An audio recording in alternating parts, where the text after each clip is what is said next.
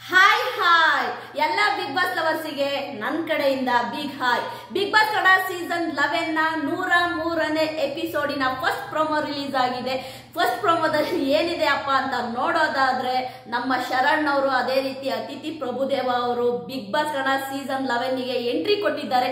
ಕಾರಣ ಇಷ್ಟೇ, ಇವತ್ತು ವಿನ್ ಆಗುವಂತಹ ಟಿಕೆಟ್ ಟು ಫಿನಾಲೆ ಅಂದ್ರೆ ಬಿಗ್ ಬಾಸ್ ಕನ್ನಡ ಸೀಸನ್ 11 ನ ಟಿಕೆಟ್ ಟು ಫಿನಾಲೆ ವಿನ್ನರ್ಗೆ ಆ ಒಂದು ಟ್ರೋಫಿನ, ಆ ಒಂದು ಟಿಕೆಟ್ ಟು ಫಿನಾಲೆಯ ಒಂದು ಬ್ಯಾಡ್ಜ್ ಅನ್ನ ಕೊಡೋಕೆ ಅಂತ ಬಿಗ್ ಬಾಸ್ ಕನ್ನಡ ಸೀಸನ್ 11ಗೆ ಎಂಟ್ರಿ ಕೊಟ್ಟಿದ್ದಾರೆ ಶರಣ್ ಮತ್ತೆ ನಮ್ಮ ಅತಿಥಿ ಪ್ರಭುದೇವ ಅವರು. ಟಿಕೆಟ್ ಟು ಫಿನಾಲೆ ಗೇಮ್ ನ ಆಡ್ತಾ ಇರುವಂತಹ ಕಂಟೆಸ್ಟೆಂಟ್ ಯಾರಪ್ಪ ಅಂದ್ರೆ ತ್ರಿವಿಕ್ರಮ್, ರಜತ್, ಹನುಮಂತು ಹಾಗೆ ಭವ್ಯ ಗೌಡ. ಓಕೆ, ಈ 3 ಜನ ಗಂಡ್ಮಕ್ಳಿಗೆ ಶೆಡ್ ಹೊಡೆದು ಆಯ್ತಾ ನಿಲ್ತಾರ ಭವ್ಯ ಗೌಡ ಅಂತ ನೋಡೋದಾದ್ರೆ ಖಂಡಿತವಾಗೂ ನಿಲ್ತಾರೆ. ತ್ರಿವಿಕ್ರಮ್, ಹನುಮಂತು, ರಜತ್ ಈ 3 ಜನ ಘಟಾನುಘಟಿಗಳಿಗೆ ಟಕ್ಕರ್ ಕೊಟ್ಟಿದ್ದಾರೆ ಭವ್ಯ ಗೌಡ ಅವರು. ನಿಜವಾಗ್ಲೂ ಯಾರ್ಯಾರು ಭವ್ಯ ಗೌಡ ಫೈನಲಿಗೆ ಬರಲ್ಲ, ಭವ್ಯ ಗೌಡ ಎಲಿಮಿನೇಟ್ ಆಗ್ತಾರೆ, ಭವ್ಯ ಗೌಡ ಹಾಗೆ ಹೀಗೆ ಅನ್ನೋರಿಗೆ ಒಂದೇ ಒಂದು ಮಾತು ಹೇಳ್ತಾ ಇದ್ದೀನಿ ಆಯ್ತಾ. ಒಂದು ಟಿಕೆಟ್ ಟು ಫಿನಾಲೆ ಅಂತ ಸ್ಟಾರ್ಟ್ ಆದ್ಕಿಂತ ಅಂದ್ರೆ ಈ ವೀಕು, ಇಡೀ ವೀಕು ಆಯ್ತಾ ಗೇಮ್ ಆಡಿ ಗೆದ್ದಿದ್ದಾಳೆ ಭವ್ಯ ಗೌಡ. ಯಾಕೆ ಅಂದ್ರೆ ಇಲ್ಲಿ ಗೇಮ್ ಕೂಡ ಮ್ಯಾಟ್ರ್ ಆಗುತ್ತೆ. ತ್ರಿವಿಕ್ರಮ್ ಎಷ್ಟು ಗೇಮ್ ಮಾಡಿದ್ದಾರೆ, ರಜತ್ ಎಷ್ಟು ಗೇಮ್ ಮಾಡಿದ್ದಾರೆ, ಹನುಮಂತು ಎಷ್ಟು ಗೇಮ್ ಮಾಡಿದ್ದಾರೆ, ಭವ್ಯ ಗೌಡ ಎಷ್ಟು ಗೇಮ್ ಮಾಡಿದ್ದಾರೆ, ಇದೆಲ್ಲವೂ ಕೂಡ ಮ್ಯಾಟ್ರ್ ಆಗುತ್ತೆ.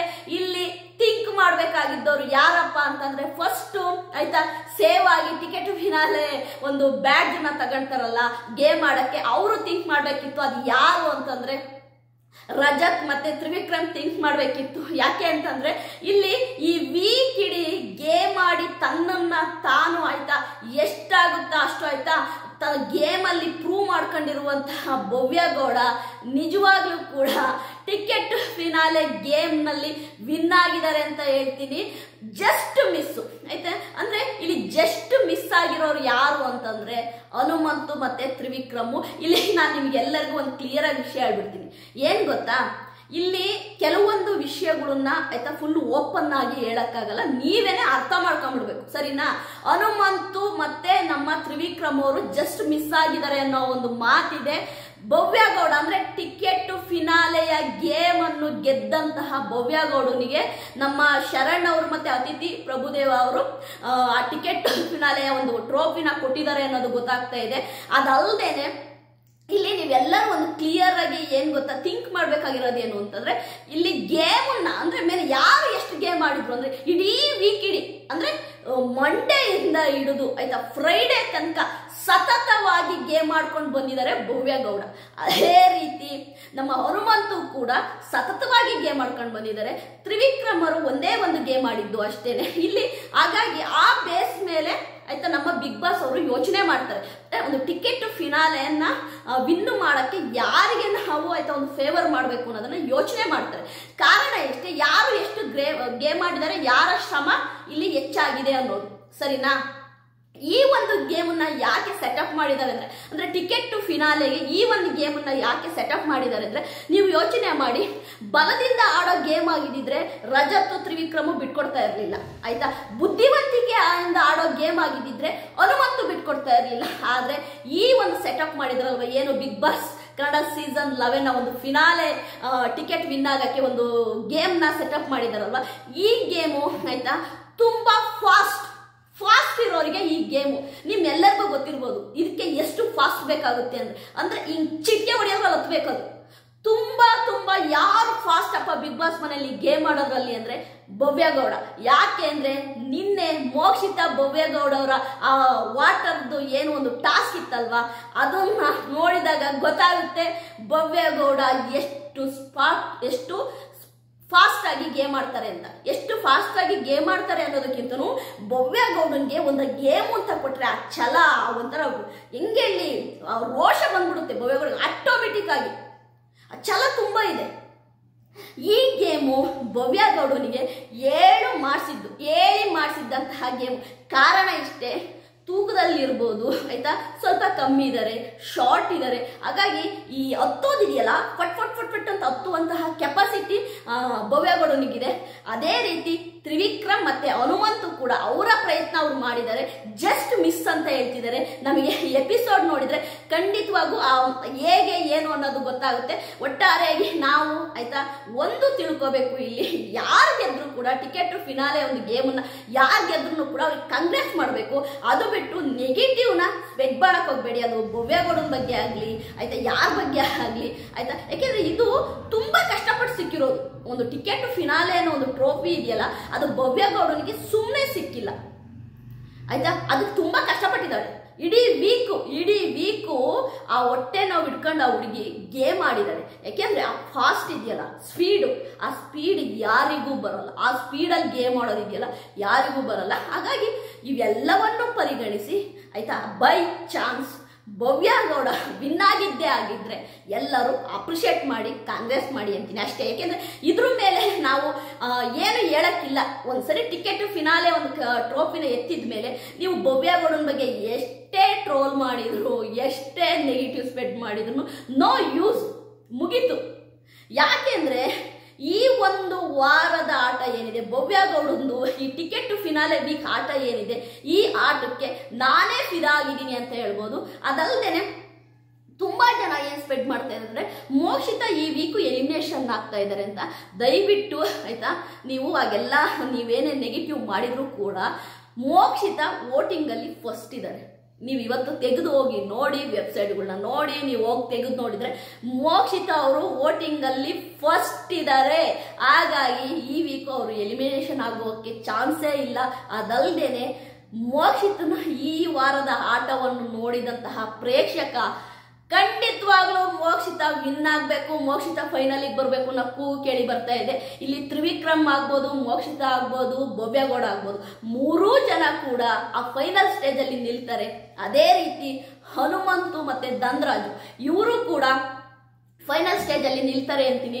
ನೆಕ್ಸ್ಟ್ ವೀಕು ನಾಮಿನೇಟ್ ಆಗೋದು ಯಾರಪ್ಪ ಅಂತ ನಿಮಗೆ ಹೇಳೋದಾದ್ರೆ ಈಗಲೇ ಒಂದು ಕ್ಲೂ ಕೊಟ್ಬಿಡ್ತೀನಿ.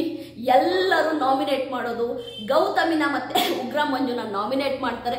ಅದ್ರ ಜೊತೆಗೆ ಇನ್ನೂ ಒಂದಿಬ್ರು ನಾಮಿನೇಟ್ ಆಗ್ತಾರೆ. ಆದ್ರೆ ಎಲಿಮಿನೇಟ್ ಆಗೋರು ಯಾರಪ್ಪ ಅಂದ್ರೆ ಮುಂದಿನ ವೀಕು ಒಂದು ಡಬಲ್ ಎಲಿಮಿನೇಷನ್ ಇರುತ್ತೆ. ಈ ಡಬಲ್ ಎಲಿಮಿನೇಷನ್ ನಲ್ಲಿ ಆಯ್ತಾ ಖಂಡಿತವಾಗೂ ಆಯ್ತಾ ಸ್ಯಾಟರ್ಡೆ ಸಂಡೇ ಎಪಿಸೋಡ್ ಅಲ್ಲಿ ಒಬ್ರು ಹೋಗ್ತಾರೆ, ಮಿಡ್ ನೈಟ್ ಅಲ್ಲಿ ಒಬ್ರು ಹೋಗ್ತಾರೆ. ಹಾಗಾಗಿ ಆ ಮೂರೂ ಜನ ಹೋದ್ರೆ ಉಳಿಯೋದು ನೀನ್ ಎಷ್ಟು ಜನ ಅಂದ್ರೆ 5 ಜನ ಆ ಫಿನಾಲೆಯ ಒಂದು ವೀಕ್ ಅಲ್ಲಿ ನಮ್ಮ ಸುದೀಪ್ ಸರ್ ಅವ್ರ ಮುಂದೆ ಕೂತಿರ್ತಾರೆ ಅಂತ ಹೇಳ್ತೀನಿ. ಇಲ್ಲಿ ಎಲ್ಲವೂ ಕೂಡ ಆಯ್ತಾ ಸತ್ಯಕ್ಕೆ ಜಯ.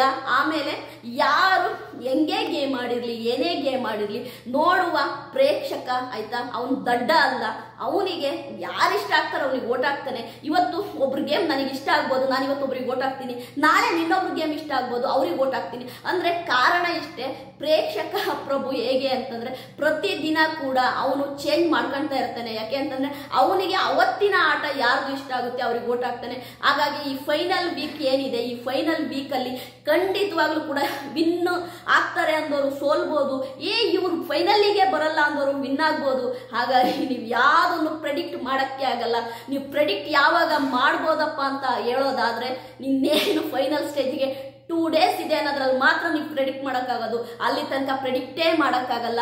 ನಾನು ನಿಮಗೆ ಹೇಳಕ್ ಬರ್ತಿರೋದೇನು ಗೊತ್ತಾ, ಭವ್ಯಗೌಡ ಆಗ್ಲಿ ಮೋಕ್ಷಿತಾ ಆಗ್ಲಿ ಯಾಕೆ ಅವರು ಫೈನಲ್ ಅಲ್ಲಿ ಇರ್ತಾರೆ ಅಂತಂದ್ರೆ ಅದಕ್ಕೆ ಕೆಲವೊಂದು ರೀಸನ್ಗಳಿದಾವೆ. ಕಾರಣ ಇಷ್ಟೇ, ಈ ಟಿಕೆಟ್ ಫಿನಾಲೆ ವೀಕ್ ಅಲ್ಲಿ ಇಬ್ರು ಹೆಣ್ಣು ಮಕ್ಕಳು ತುಂಬಾ ಸೀರಿಯಸ್ ಆಗಿ ಗೇಮ್ ಮಾಡಿ ಎಂಡ್ ತನಕ ಬಂದಿದ್ದಾರೆ.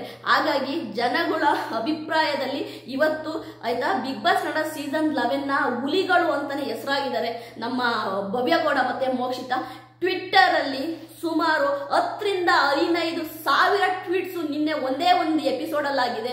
ನಿನ್ನೆ ಬರೀ ಅದೇನು ವಾಟರ್ ಅಂದ್ರೆ ನೀರಲ್ಲಿ ಮೀನಾಗು ಅನ್ನೋ ಒಂದು ಟಾಸ್ಕ್ ಏನಿದೆ, ಆ ಟಾಸ್ಕ್ ಮುಗಿದ ನಂತರ ಆಯ್ತಾ ಟ್ವಿಟ್ಟರ್ ಅಲ್ಲಿ ಸುಮಾರು 10 ರಿಂದ 15 ಸಾವಿರ ಟ್ವೀಟ್ಸ್ ಆಗಿದೆ ಮೋಕ್ಷಿತಾ ಮತ್ತೆ ಭವ್ಯಗೌಡನ ಮೇಲೆ. ಅಷ್ಟು ಟ್ರೆಂಡಿಂಗ್ ಅಲ್ಲಿದ್ದಾರೆ ಆಯ್ತಾ. ಅವ್ರ ಹೆಸರು ಟ್ರೆಂಡಿಂಗ್ ಅಲ್ಲಿ ತೋರಿಸ್ತಿದೆ ಅಂದ್ರೆ ಅವ್ರು ಅಲ್ಲೇ ವಿನ್ ಆದ್ರು ಅಂತ.